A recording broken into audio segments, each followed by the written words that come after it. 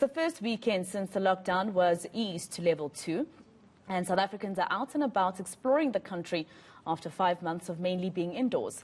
This morning, we are spending time in the Kruger National Park. eNCA reporter Slindelo Masikane is there for us.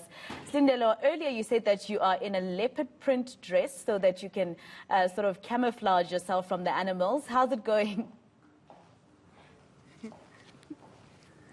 Well, Masiko, we're still making our way to the hiking trail, but I must say it's quite a beautiful day here in Skukuza in the Kruger National Park. A great day for a game drive. In fact, we've been spotting a number of animals on our way, and as you can see, we're coming up on one of the big five, one of my favorite animals, the elephants, and I think that's a male elephant if I'm not mistaken. I'm just going to get closer to Braed so he can just take us through what we're seeing right now. I'm assuming that's a male elephant. That's correct, Slee. These are two elephant bulls. Bulls are far bigger than females, and bulls have got more round, huge heads compared to females that have got much smaller heads and more pointed.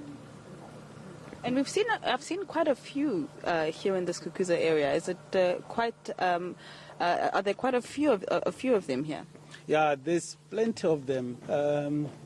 Now that it's winter, you know, they cover long distance to find a lot of food and also going back to the water points to drink. Yeah. Unlike in summer where a lot of our natural pens have got a lot of water, and it's made, you know, job lot difficult for a lot of tourists to see them in numbers, but winter the vegetations are now open, you know, to easily spot them. Yeah. And I was hearing one of the rangers as well saying that they were walking quite long distances during the past 5 months because of the lack of human activity that was happening in the park.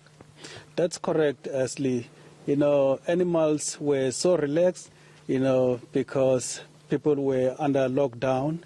So they were not really experiencing a lot of traffic along the road. That made them, you know, to relax more than now. Yeah. And what should people actually be looking out for in terms of staying safe in an environment like the Kruger National Park, where literally animals are roaming anywhere and everywhere? We encourage them, you know, to respect elephants, not only elephants, but all the wildlife that we have in Kruger National Park. They mustn't get a lot of excitement, you know, of trying to drive very close to the animals because they can easily surprise them.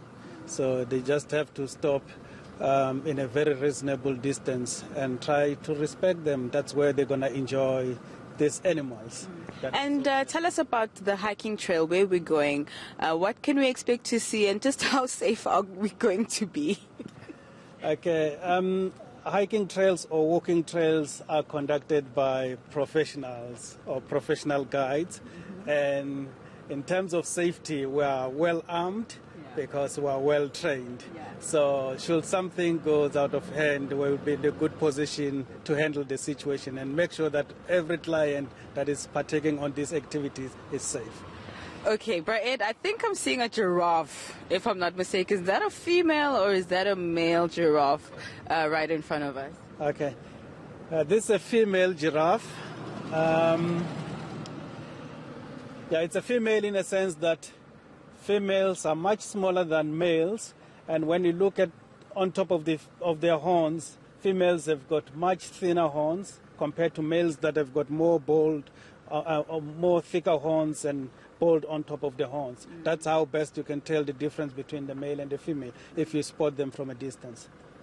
Fantastic. Well, Masiko, as you can see, I'm taking you literally on an exclusive game drive, so you cannot tell me about FOMO because I'm basically taking you and the viewers into this game drive car, and we're making our way to that hiking trail. As you can see, a lot of traffic as we're moving through the park. A lot of people, in fact, today that have come out for some day visits. We know that the park is fully booked, operating at 50% capacity due to the COVID-19 regulations, but definitely South Africans taking advantage of the fact that they can finally be be outdoors. And speaking to some of the guests earlier on, it's such a nice stress reliever just to be out of your daily normal routine.